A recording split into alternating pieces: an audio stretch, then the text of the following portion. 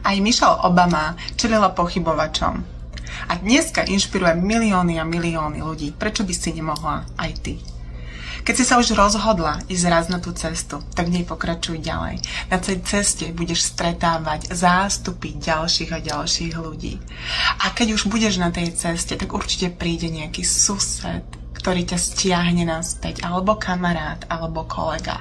A začnú to byť takí tí pochybovači, či si urobila dobre. A takto ťa stiahujú naspäť. Ty zase ideš ďalej a zase príde rodina, súrodenci, kamaráti, ktorí ťa zase stiahnu naspäť a začnú ti zase vkladať pochybnosti do tvojej hlavy.